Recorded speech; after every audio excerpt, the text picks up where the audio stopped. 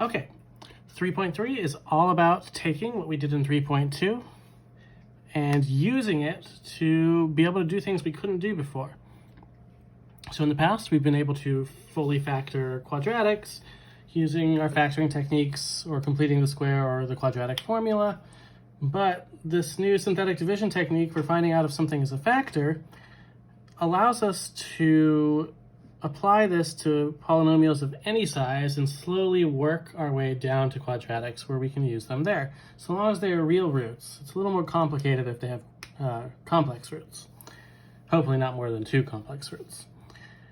So consider x squared plus x minus 2. We know that this factors into x plus 2 and x minus 1. But what we can also do is say, well, if it means our solutions are negative 2 and 1. So these are the things that we usually use for synthetic division. Let's see what happens when I put 1 on the outside, my coefficients inside. 1 comes down, 1 times 1 is 1, 1 plus 1, 2, 2 times 1 is 2. When I add these, I get 0. And of course, if you get a remainder of 0, that means it is a factor. So that means that x minus 1 is a factor. And of course, what remains, that's the x plus 2. And the same could be done with the negative 2 on the outside. You get the same thing. So why does this help us? Well, if we have polynomials larger than degree 2, which most of them are, we can then find factors using synthetic division.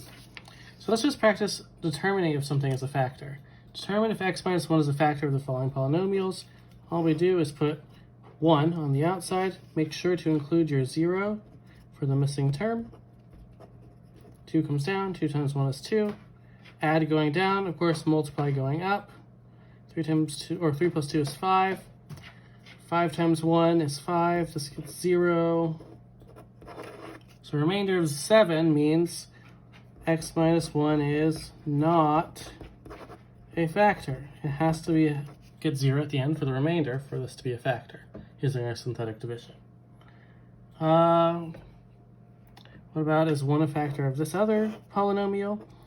Coefficients of 3, negative 2, 1, negative 8, 5, and 1. 3 times 1 is 3. Negative 2 plus 3 is 1. 1 times 1 is 1. 1 times 1, or 1 plus 1 is 2. 2 times 1 is 2. Negative 8 plus 2 is negative 6. And of course, anything times 1 is just self, so we're just going to copy it up here. This adds to negative 1, 0. So what does that mean? That means x minus 1 is a factor of the second polynomial. More importantly, if you wanted to factor out x minus 1, this tells you what's remaining, and of course it's 1 factor of x down from where it was. This allows us to slowly break down any polynomial we want to. Let's see how this works in a problem. They'll start you with ones where they give you the factor just to get used to the technique. Fully factor 6x cubed plus 19x squared plus 2x minus 3, given that negative 3 is a 0. So when they tell you something's a 0, that's the number that goes outside. This also means that x plus 3 is the factor, because it's always the opposite sign. So bringing down my 6, 19, 2, and negative 3. 6 comes down. 6 comes down.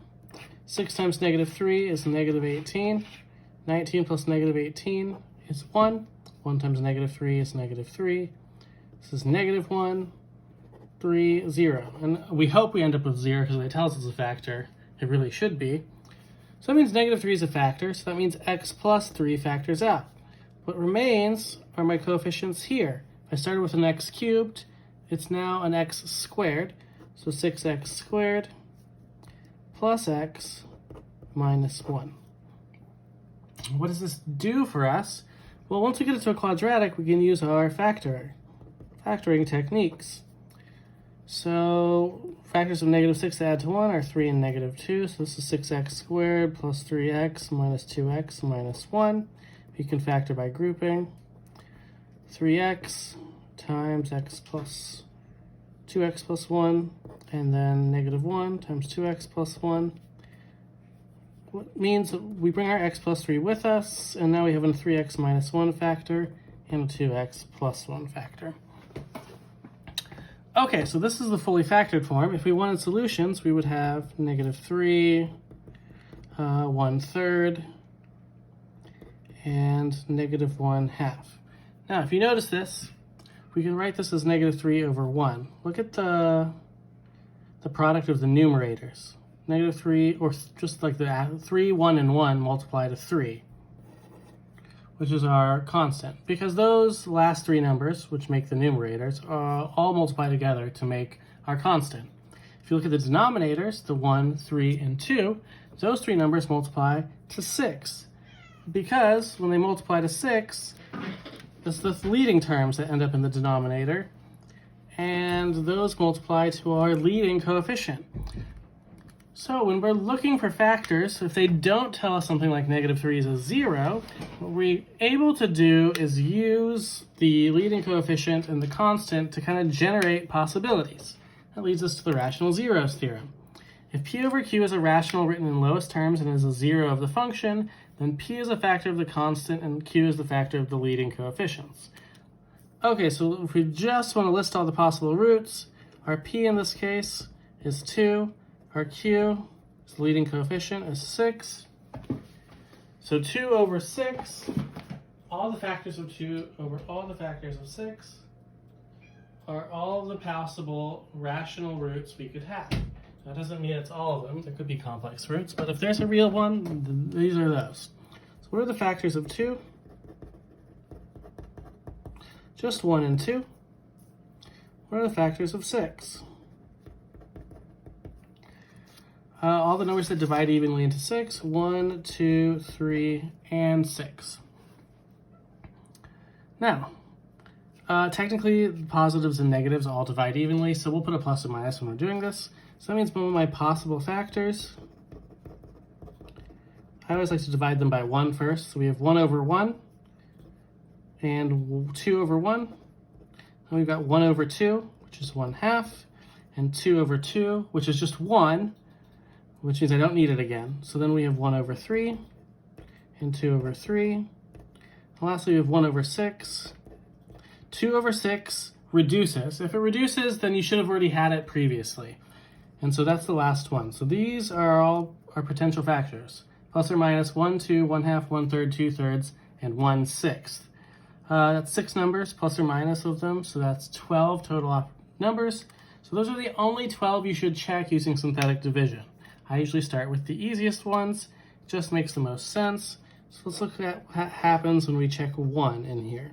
6, 7, -12, -3, 2, 6, 6 times 1 is 6, 7 plus 6, 13, 13, and 1, or 13 and -12 make 1. 1 times 1 is 1. Add going down, -2. -2 comes up and it's 0. So that means x minus 1 is a factor. And what's remaining is this 6x cubed plus 13x squared plus x minus 2. That is useful to us in that it's one less thing to do, but it's still the same possible factors as we still have the 6 and 2. If we want to try other ones, I would think maybe -2 would be a good check. So if you're just going to go straight into the next one, you can just bring those numbers down.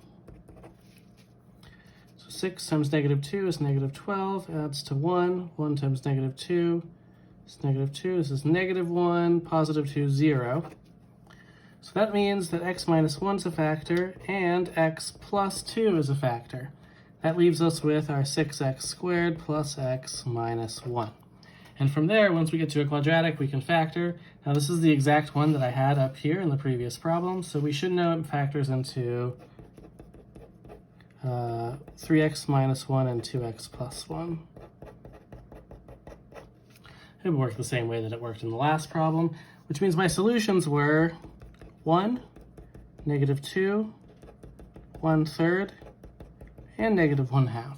All things that were mentioned as possible roots. But we're going to tend to check the whole numbers first because they're easier for us to work with. And we'll continue doing this in the next video.